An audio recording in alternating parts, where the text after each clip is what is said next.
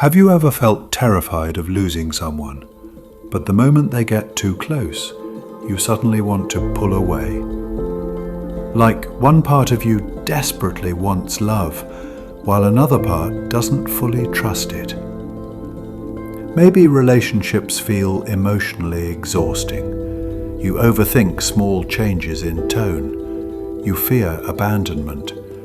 But intimacy itself can also feel overwhelming. And no matter how much you care about someone, you still feel unsafe inside the relationship. What psychology calls disorganized attachment is not simply being emotional. It's a nervous system trapped between two survival instincts, the need for connection and the fear of getting hurt.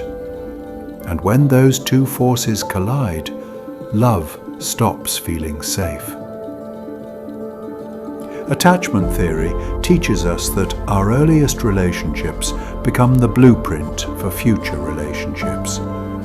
When a child grows up with emotional safety, the nervous system learns people are safe, love is safe, connection is safe.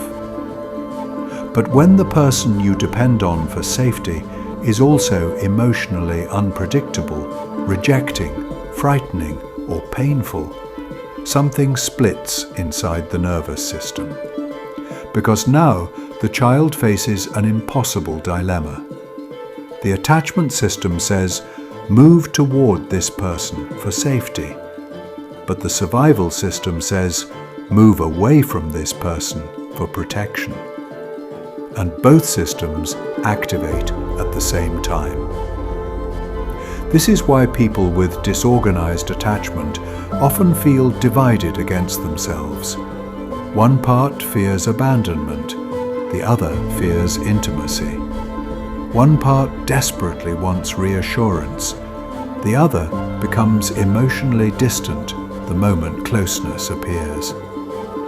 This creates the push-pull cycle that makes relationships feel so chaotic. You may feel deeply connected one moment and emotionally overwhelmed the next. You may crave closeness, then suddenly want space.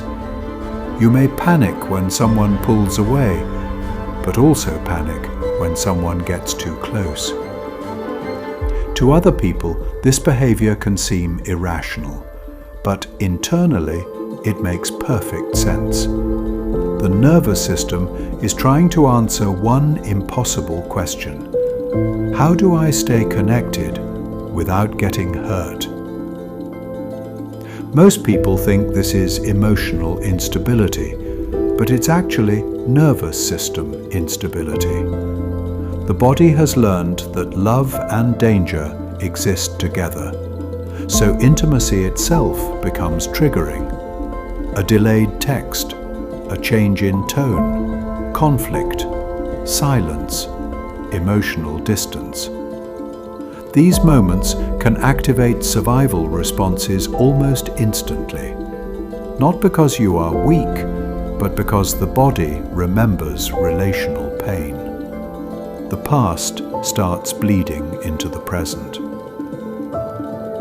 And one of the hardest parts about disorganized attachment is the internal contradiction.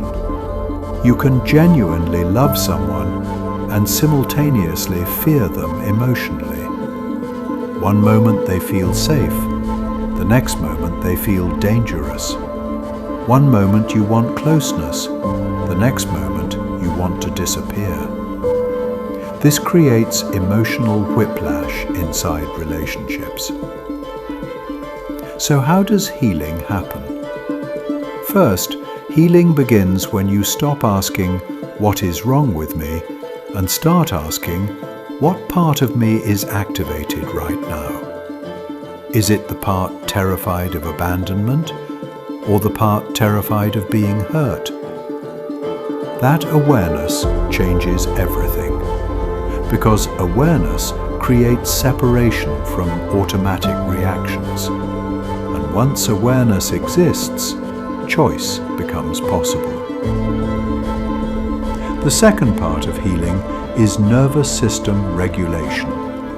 Because when the nervous system becomes overwhelmed, survival reactions take over. This is why slowing down matters.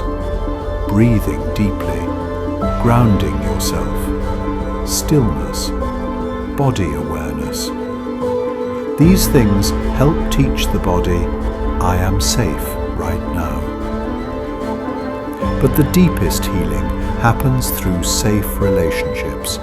Not perfect relationships, safe relationships. Relationships where repair exists, consistency exists, emotional responsiveness exists, and both people care about each other's emotional safety.